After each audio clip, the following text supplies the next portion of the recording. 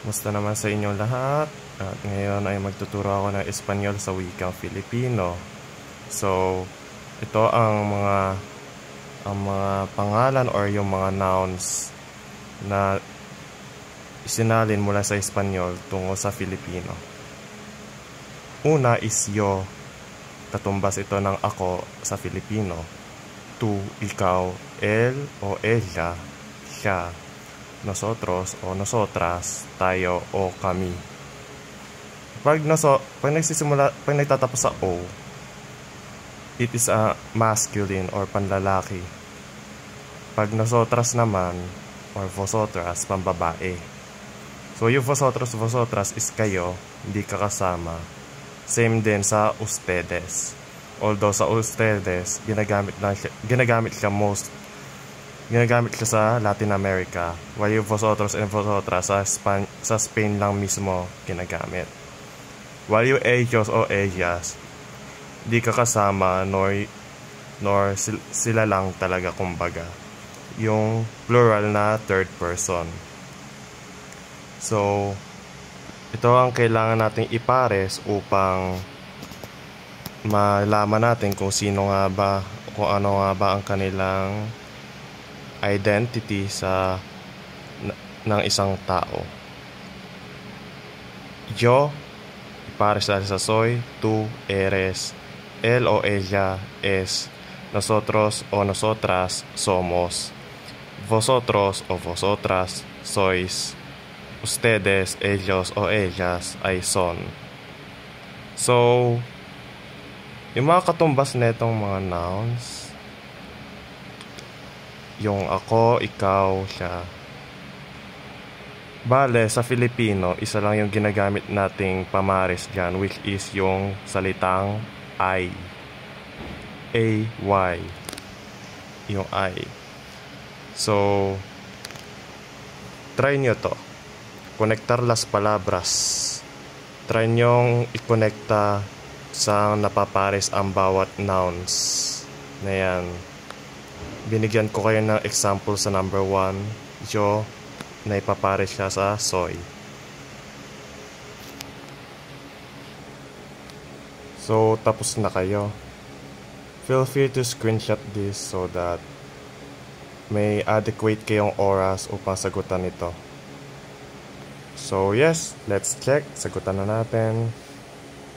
So, number 2, the answer is letter D. Vosotros sois. Nosotros somos. Tú eres. Él o ella es. So, these are the correct answers for this exercise. And here we are at the translation job. Number 1, in Spanish, yo soy un estudiante. In Filipino, ako ay isang estudiante. So, it pertains to yourself while you're being a student. Take note that using sir or using the verb sir only pertains to your permanent attributes. Example, your occupation, your nationality, your identity, where you came from, and so on and so forth. We are only using other verb estar if kung sasagutin kung nasaan tayo or where we are. Okay? Try natin sa example number 2. In Filipino, siya ay isang estudyante. Pardon me, it's Y. Actually, there are a lot of Filipino words were just borrowed from Spanish. Like estudiante, it's actually mag-aaral in pure Tagalog or Filipino, should we say? I don't know, that language is very, very complex actually. So we just use the everyday Filipino that we are talking about. So Filipino, siya ay isang estudyante. So siya is Ejo, L o Eja. While yung I, ano yung pamaris natin sa L o Eja? First, third person singular. So, L o Eja, es. Un o una.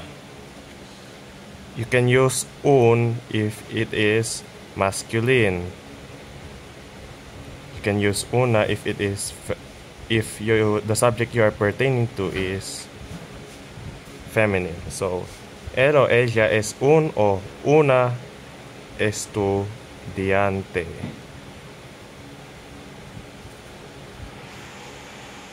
So, there you go. And last example, we should try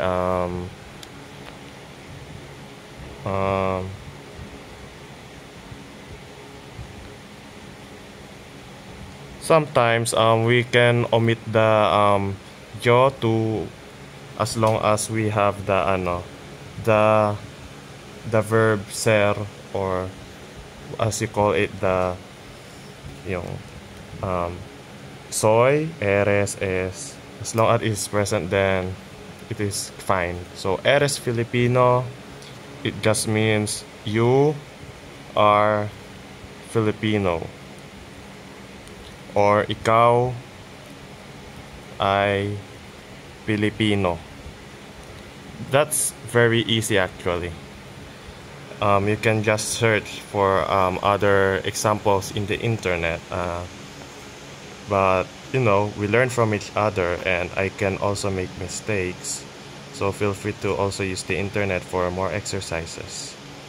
So if you want more exercises like this, pwede ka mag-subscribe sa aking channel, and I hope that I will teach more of this soon. And that's all. Thank you very much. Maraming salamat sa inyong pakikinig, panonood.